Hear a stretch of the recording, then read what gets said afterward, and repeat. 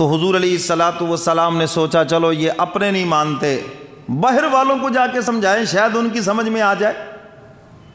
تو حضور علیہ الصلاۃ والسلام نے طائف کا ارادہ فرمایا، طائف کا، کہ وہاں چلتے ہیں اور طائف والوں کو سمجھاتے ہیں، شاید بات ان کی سمجھ میں آ جائے۔ حضور علیہ الصلاۃ والسلام کے غلام حضرت زید بن حارثہ رضی اللہ تعالیٰ عنہ ساتھ ہے، اور گدھے کے اوپر۔ واہ میرے مولا تیری شان ہے، معراج کی بات آئی تو محبوب کے لیے براق بھیجتی ہے، جنت کی جو سواریوں کی سردار ہے۔ اللہ اکبر۔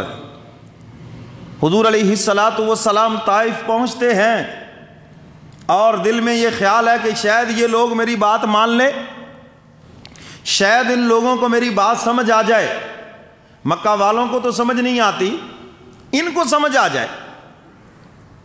حضور علیہ الصلاۃ والسلام طائف کے جو سردار تھے، 3 بڑے سردار تھے، ان کے پاس تشریف لے گئے اور جا کر ان کو اللہ کا تعارف کرایا اور اپنے آنے کا مقصد بتلایا کہ میں اللہ کا سچا اور آخری رسول ہوں۔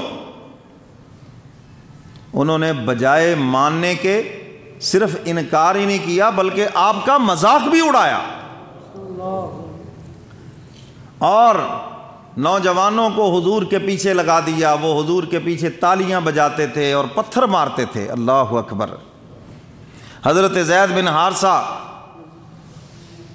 دائیں بائیں ہو کر پتھروں کو روک رہے ہیں کہ یہ پتھر مجھے لگ جائیں اور حضور علیہ الصلاۃ والسلام بچ جائے۔ حضور علیہ الصلاۃ والسلام کا جسم اطہر زخمی ہو گیا پتھروں سے، اور آپ کا خون آپ کی پنڈلیوں کے اوپر اور جوتا بالکل ساتھ جسم کے چپک گیا۔ حضرت زید ان کا سر بھی زخمی ہو گیا، اور حضور علیہ الصلاۃ والسلام طائف سے باہر نکل کر، باغ تھا انگوروں کا باغ، تو حضور وہاں تشریف فرما ہوئے ایک درخت کے نیچے تاکہ کچھ دیر آرام کر لیں، پناہ لے لیں یہاں پر۔ میرے محترم سامعین، ہم تو حضور کے اس احسان کا بدلہ اتار سکتے ہیں؟ یہ کس لیے تکلیف برداشت ہو رہی تھی؟ اسی لیے ہو رہی تھی کہ میرا ایک ایک امتی جنت میں چلا جائے۔ آج امت نے سوچا بھی نہیں، امتی سوچتا بھی نہیں ہے کہ میرے محبوب کا حکم کیا ہے، نبی کا طریقہ کیا ہے، اور حضور نے مجھ تک اپنا طریقہ پہنچانے کے لیے کتنی بڑی قربانی دی ہے۔ امتی تو سوچتا بھی نہیں ہے۔ تو میرے محترم سامعین، حضور علیہ الصلاۃ والسلام تشریف فرما ہوئے،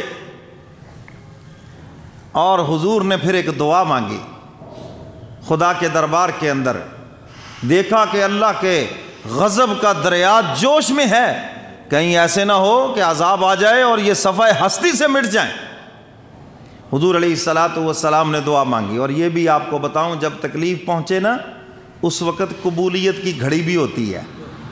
جب دل ٹوٹے نا، اس وقت قبولیت کی، بولو بولو، قبولیت کی، بچہ ستائے نا تو ماں باپ کی دعا کی قبولیت کی گھڑی ہوتی ہے۔ بد دعا نہ دیا کرو۔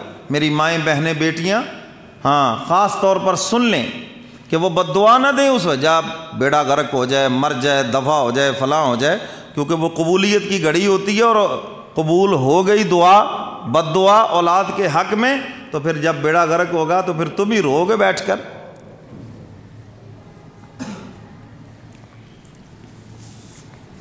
حضور علیہ الصلاۃ والسلام نے دعا مانگی، اللہم الیک اشکو ضعف قوتی وقلت حیلتی۔ اے الہ العالمین، میں اپنی کمزوری اور بے بسی کا آپ ہی سے سوال کرتا ہوں۔ اے الہ العالمین، آج اپنے محبوب کو زخمی دیکھ کر کہیں تیرے غضب کے دریا نہ ابل پڑے۔ کسی کا بیٹا زخمی ہو جائے، باپ کا اشتعال دیکھا نہیں جاتا، باپ کا غصہ دیکھا نہیں جاتا، وہ مرنے مرانے پہ آ جاتا ہے۔ اے الہ العالمین، اپنے محبوب کو زخمی دیکھ کر کہیں انہیں صفحہ ہستی سے مٹانے کا فیصلہ نہ کر دینا۔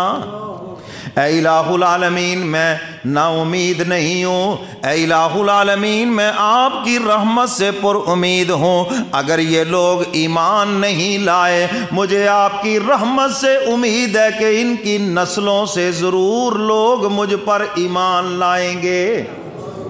اے الہ العالمین انہیں صفحہ ہستی سے نہ مٹانا۔ اور پھر دیکھو یہ حضور کی دعا کا نتیجہ ہے، وہ محمد بن قاسم جو سندھ کے اندر اسلام کی دعوت لے کر آیا وہ اسی طائف کا رہنے والا تھا۔ یہ حضور کی دعا کا اثر ہے۔ حضور علیہ الصلاۃ والسلام نے دعا مانگی، رحمت کی دعا مانگی ان کے لیے، اور یہ نبی کی شان ہے پتھر کھا کر بھی رحمت کی دعا کرے۔ یہ پیغمبر کی شان ہے کہ تکلیفیں اٹھا کر بھی ان کے لیے دعائے مغفرت کرے۔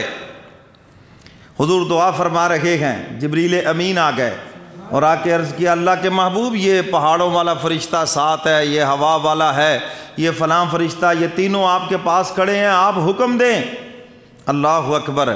حضور علیہ الصلاۃ والسلام نے فرشتوں کی طرف دیکھا، پہاڑوں والا فرشتہ عرض کرنے لگا حضور اجازت دیں، یہ طائف پہاڑوں میں گھرا ہوا ہے، انہی پہاڑوں کے اندر اس بستی کو ایسے پیس دوں جیسے چکی آٹے کو پیس کے رکھ دیتی ہے، جیسے چکی دانے کو پیس کر آٹا بنا دیتی ہے، میں ایسے ان کو دونوں پہاڑوں کے اندر پیس کے رکھ دوں۔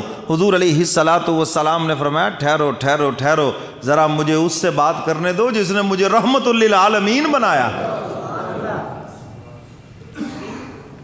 میرے محترم سامعین، عتبہ کا وہ باغ تھا، اس نے اپنے غلام کو بھیجا کہ جاؤ یہ انگور لے جاؤ اور جا کر اس شخص سے کہو کہ یہ کچھ کھا لے اور ہمارے لیے دعا بھی کر دے۔ ایسے بدبخت تھے کہ یہ جانتے تھے کہ آپ نبی سچے ہیں، دعا بھی کر دے اور کچھ اس میں سے ضرور کھائے۔ حضور علیہ الصلاۃ والسلام کے سامنے جب وہ لے کر آیا تو حضور نے پوچھا بھی کیا نام ہے تمہارا؟ کہنے لگا جی اداس۔ حضور نے فرمایا کہاں کے رہنے والے ہو؟ نینوا۔ حضور نے فرمایا کہ وہاں تو میرے بھائی یونس بن متا رہتے تھے، یونس علیہ الصلاۃ والسلام۔ انہوں نے کہا جی آپ ان کو کیسے جانتے ہیں؟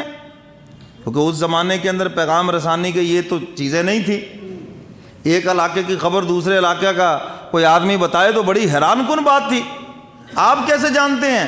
حضور علیہ الصلاۃ والسلام نے فرمایا وہ بھی اللہ کے نبی تھے اور میں بھی اللہ کا سچا نبی ہوں۔ میں نے کہا بالکل میں تو انہی کے دین پر تھا، آپ سچے نبی ہیں؟ ہاں، کیا پیغام ہے آپ کا؟ حضور علیہ الصلاۃ والسلام کا پیغام اور بات سنی تو وہ مسلمان ہو گیا۔ اب یہ عتبہ اپنے دوسرے سردار سے کہنے لگا دیکھو یار اس بندے نے ہمارے غلام کو بگاڑ دیا ہے، اس کا دین خراب کر دیا، یہ دیکھو اس کے ہاتھ چوم رہا ہے، پاؤں چوم رہا ہے، ان کی خدمت کر رہا ہے، اس کو تو بھیجا تھا صرف انگور کھلا کے آؤ، اب یہ تو اس سے ہی آگے بڑھ گیا ہے۔ جب واپس آیا تو کہنے لگا ہم نے تو صرف یہی کہا تھا کہ جا کر انگور کھلا کے آؤ، یہ تم کیا کر رہے تھے؟ اس نے کہا عتبہ ہے کہ میری بات سن لو، ایک دن آئے گا یہ فاتح بن کر آئے گا، ایک دن آئے گا کہ عرب و عجم پر اس کی حکمرانی ہوگی، یہ اللہ کا سچا نبی ہے، تم اس کی مخالفت چھوڑ دو۔ میں نے اس کی باتیں سنی ہیں۔ عتبہ کہنے لگا تمہارا دین اس کے دین سے اچھا؟ انہوں نے کہا نہیں، اس کا دین سب سے اچھا ہے، اسلام مذہب سب سے اچھا ہے۔ اللہ اکبر۔ عتبہ نے کہا کہ دیکھو جی میں نے تو بھیجا تھا صرف جاؤ جا کے ان کو انگور کھلا کے، اور تم گئے اور جا کے اس کا کلمہ بھی پڑھ کے آ گئے۔ اس نے کہا تیری مرضی ہے، رکھنا رکھ لے، بیچنا ہے مجھے آگے بیچ دے، جو مرضی کر، لیکن میں تو اس کا غلام بن چکا ہوں۔ میرے محترم سامعین، حضور علیہ الصلاۃ والسلام نے کچھ دیر وہاں پر آرام فرمایا، اس جگہ پر بیٹھے۔ عتبہ کہنے لگا اداس ایک بات میں آپ کو بتاؤں، یہ جو اللہ کا بندہ ہے اگرچہ ہمارا اس سے اختلاف ہے لیکن اس نے کبھی جھوٹ نہیں بولا ہے، سچ بولتا ہے، اس میں کوئی شک نہیں ہے۔ تو اس نے کہا جب آپ کو یہ یقین ہے کہ یہ سچ بولتا ہے تو پھر کلمہ پڑھ لو۔ کلمہ کیوں نہیں پڑھتے ہو تم پھر؟ انہوں نے کہا نہیں بس رہوں گا میں اپنے ہی دین کے اوپر۔ اللہ اکبر۔ حضور کی تعریفیں تو کافر بھی کرتے تھے، صادق اور امین آپ کا لقب یہ کافروں نے رکھا تھا، اپنے مقدمات کے فیصلے حضور سے کرواتے تھے۔ یہی تو میں عرض کر رہا ہوں کہ خالی محبت کام نہیں آئے گی جب تک محبت کے ساتھ ساتھ اطاعت نہ ہو اس کے اندر۔ تو اس پر شاعر نے خوب کہا ہے، سنائیں آپ کو۔